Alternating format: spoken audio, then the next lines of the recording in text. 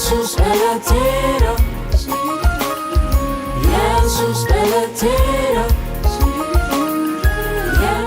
Nagaan fi araarri Waaqayyoo isiniif haa ta'u.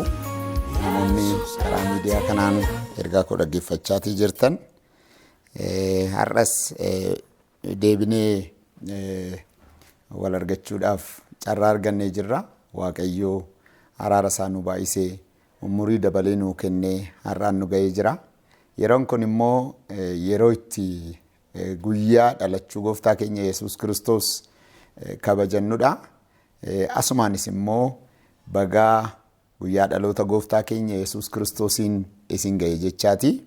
Ergaa dhuma yeroo kana wajjiniin wal qabatu isiniif dhiyeessuu nan barbaada. Dubbii sagalee Waaqayyoo tokkoon isinii dubbisa. Dubbii sagalee Waaqayyoo akkana jedha. Ergamaan Waaqayyoo dingata isaan dura dhaabatee ifni surraa gooftichaas naannoo isaaniitti ibse. Kanarratti isaan na'anii guddaa sodaatan. Ergamichi garuu hin sodaatina. Kunoo ani misraachoo gammachuu guddaa isinittan hima'oo. Kunis saba hundumaaf kan ta'udha. Har'a mandara Daawit fayyisaan isiniif dhalateera. Inni immoo Kiristoos goofticha jedha. Galanni Waaqayyoof haa ta'u. Ergaa isaa guutuu hubachuudhaaf oolsixanii wangeela Luqaas boqonnaa 2 lakkoofsa 9 irraa kaaseeti kan inni isinii dubbise. Isin immoo lakkoofsuma 1 irraa kaaftanii yeroo dubbifattanii ergaa isaa guutuu hin argattu jechuudha. Lakkoofsa 1 irraa kaatanii gaafa dubbifattan akkana jedha. Bara sana mootummaan warra Roomaa Awugisxoos namichi jedhamu namni hundinuu gara qomoo isaatti gara sanyii isaa deemee akka lakkaa'amu akka inni labsii baase akka inni ajaja baase hin dubbata. Saba kanaatiif Yoosef immoo sanyii Daawit irraa nama dhalate waan ta'eef innis akkuma kana qomoo isaa wajjin lakkaa'amuudhaaf gara magaalaa Daawit mandara Beetlehemitti kaadhimmaa isaa Maariyaamiin qabatee akka inni deeme hin dubbata. Yeroo kana immoo Maariyaam yeroon da'umsa ishii ga'ee ture. Yeroo sanatti gara mandara Beetlehem gaafa dhaqan iddoon buufatan iddoon keessummaadhaaf ta'u waan hin argamniif Maariyaam yeroon da'umsi ishii ga'u gara mooraa horiititti iddoo qabatanii iddoo argatanii mucaa ishee akka isheen deesse fayyisaan biyya lafaa Yesuus Kiristoos akka dhalate ni dubbata. Yeroo sana tiksitoonni dabareedhaan dammaqanii hoolota isaanii eeggachaatii turan. Halkan sana dirree sanarra bulanii turanii urufarra turanii jedhee hin dubbata.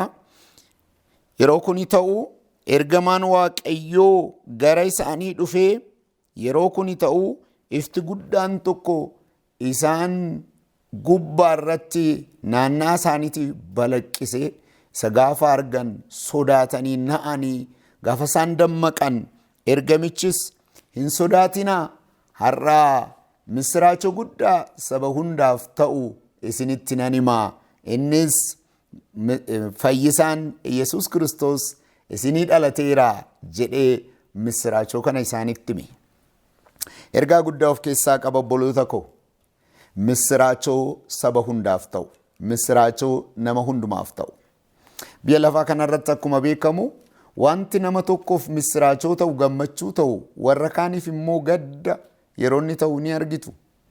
Wanti namoota kaaniif faayidaa of keessaa qabaatu warra kaan immoo yoo isaan miidhu hin argitu. Namoonni baay'een dhalachuu gooftaa keenya Yesuus Kiristoos kana wajjin wal qabatee taateen jireenya isaanii keessatti uumame yookaan immoo mudannoon isaan mudatee akkuma kanaa waan baran waan kanaan dura hawaasicha keessatti shaakalan argan beekan kana wajjiniin wal qabsiisuudhaaf yaalii godhanii jiru namoonni baay'een jechuudha. Walumaa galatti yeroo kana taatota yeroo kana turan yookaan immoo taatota taatee kana keessa turanii fi miira isaan irratti calaqqise yommuu gadi fageenyaan hubattanii ilaaltanii namoota ani akka kootitti yeroon kutaa macaafa qulqulluu kana qo'adhu bakka sadiittanii qoodee ilaale. Bakka sadiitti gaafan qoodee ilaalu warra jalqabaa warra carraan isaan qaqqabe jedhee tanan fudhadhe. Baakgiraawundii seenaan qabanii waa'ee dhalachuu fayyisaa biyya lafaa Yesuus Kiristoos wanti isaan beekan hin jiru. Seenaa xiinxaluu danda'an hin qabanii garuu carraan isaan qaqqabee jira.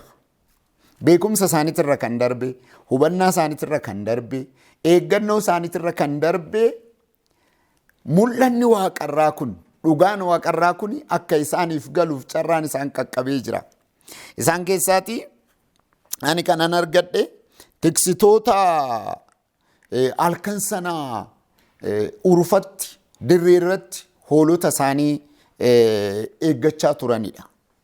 Isaan kun jireenyuma isaanii idilee keessa jiru. Wanta isaan beekan hin qabani, odeeffannoon isaan qaban hin jiru. Garuu namoonni baay'een masaraa mootummaa keessatuu jiranu, namoonni baay'een iddoo gurguddaatuu jiranu, namoonni baay'een lafa jiruu isaaniituu jiranu, iddoo garaagaraatu jiranu, dhugaan waaqaaf lafaan beekamee dhala namaa hunduma furuudhaaf gara biyya lafaatitti ergame kuni Yesuus Kiristoos Masiihichi dhalachuunsaa yeroo jalqabaatiif misiraachoon kun isaan qaqqabe. Galanni Waaqayyoof haa ta'u. Akkuma kutaa kana irratti argitanii Luqaas boqonnaa 2:9 irratti argitanii yeroo kana dhaga'anii na'anii sodaatanii jedha. Ifti tokko isaanii bukkeedhaa hin balaqqise gaafa kana argani hin na'an hin sodaatanii jedha.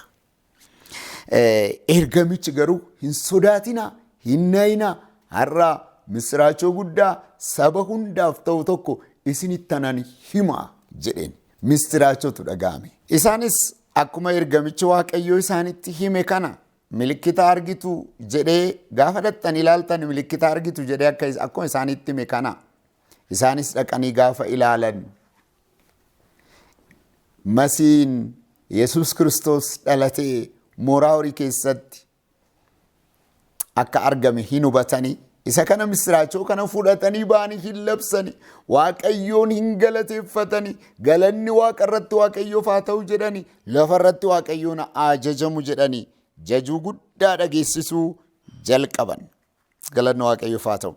Warra carrooman jedhee kanan ramade keessaatii warri kan biraa immoo beektota warra karaa bahaatii dhufanidha. Namoonni kun urjiidhaan geggeeffamanii urjii lakkaa'anii yeroon dhalachuu masichaa ga'eera jedhanii masii dhalate kanaaf gooftaa waaqaaf lafaa kanaaf sagaduudhaaf hin dhufan. Ittaansee warri kutaa lammaffaa irratti qoode immoo hafuuraan geggeeffamanii furamuu saba Waaqayyoo warra eeggatanidha. Isaan kun macaafa dubbifatanii jiru. Hafuurri waan isaanitti ibse qaba. Hafuuraan geggeeffamanii furamuu sabichaa hin eeggatu. Yaadatamuu sabichaa hin eeggatu turan. Isaan keessaatii nama Simoon jedhamu maanguddoodha.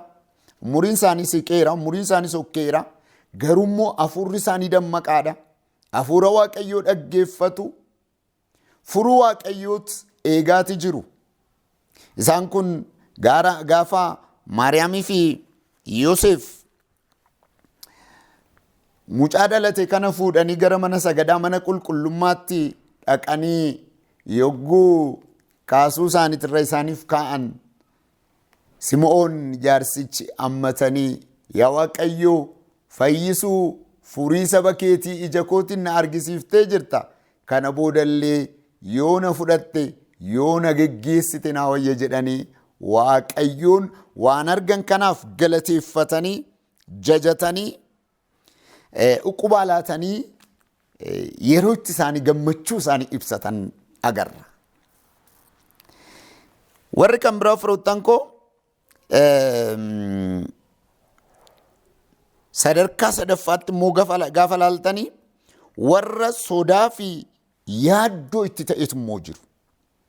Oduudhumti gammachiisaan kun akkuma jalqaba seensa koo irratti isinitti hime, oduudhumti misiraachoo ta'e kuni yaaddoo fi naasuu warra isaanitti ta'e ni argitu. Seenaa kana guutuusaa Wangeela Maatiyos boqonnaa 2 irratti hidhattanii yoo dubbifattan hin argattu.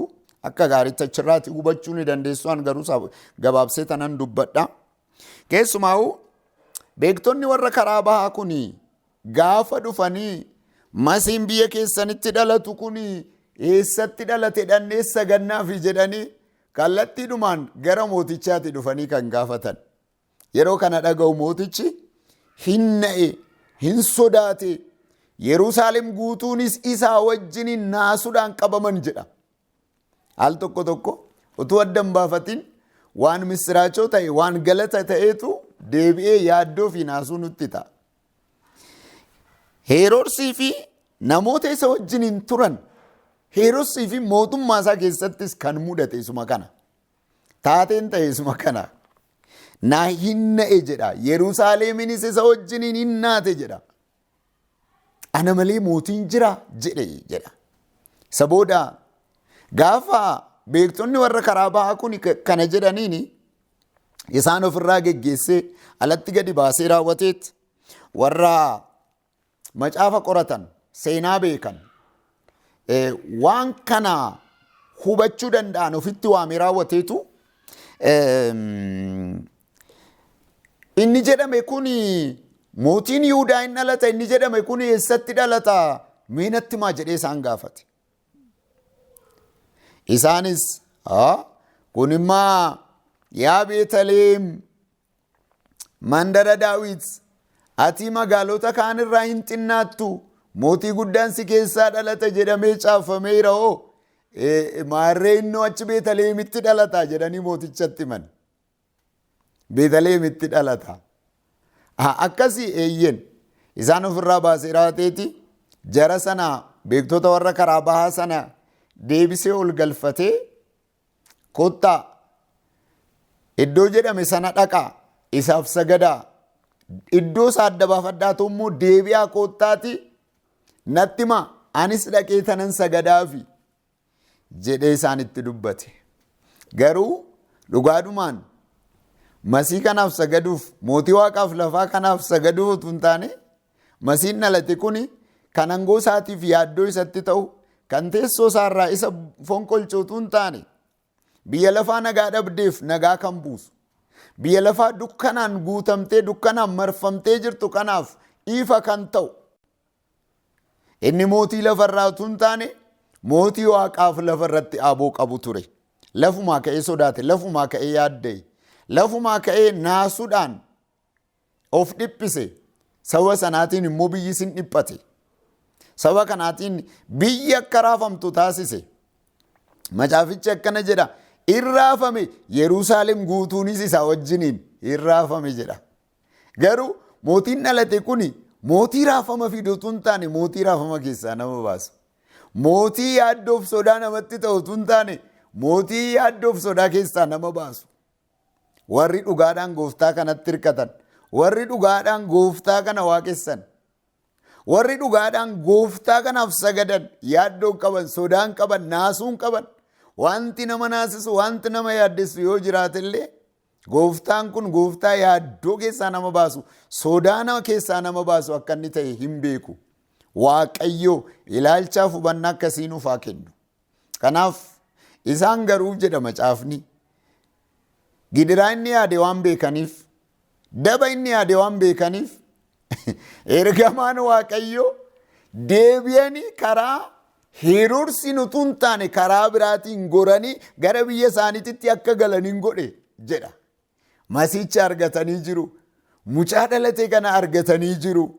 Saanduqa isaanii bananii warqee, ixaana, kennaa isaaf dhangalaasanii, kennaa isaaf dhiyeessanii, galata isaanii dhiyeeffatanii, goofticha jajatanii karaa Heroodisiin utuu hin taane karaa biraatiin goranii gara biyya isaaniitti deebi'anii hin galan jedha. Galanni Waaqayyoof haa ta'u.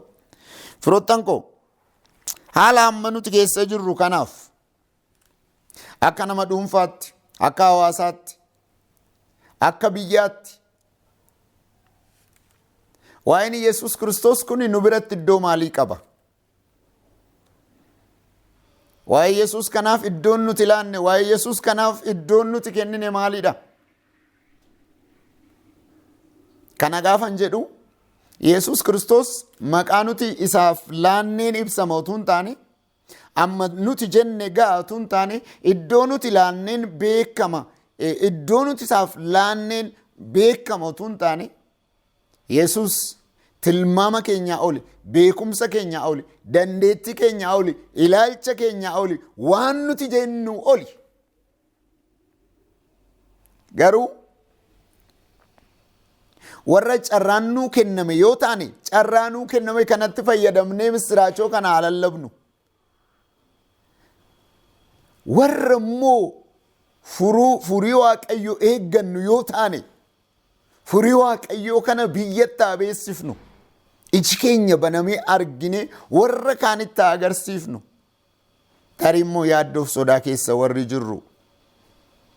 Sababni yaaddoof sodaa keenyaa maal akka ta'e qorree akka adda baafannu jaalala gooftaatiin isin gaafadha. Yeroon kun akkuma wagguma waggaadhaan taasifnu waldoonni akka waldaa kiristaanaatitti, namoonni dhuunfaallee maatiin mana isaaniititti dhalachuu gooftaa keenya Yesuus Kiristoos hin ayyaaneffatu, hin kabajatu, hin gammadu, kennaas waliif kennu. Bagattiin si ga'es jedhanii ergaa waliif dabarsu. Amma dhoksaansaa, amma dhugaansaa isa kana duwwaa taasisuu miti, isa kana duwwaa miti. Garuu dhugicha ammam nuu galee jira. Furiin biyya lafaa, misiraachoon saba hundaaf, misiraachoon nama hundaaf ta'u kuni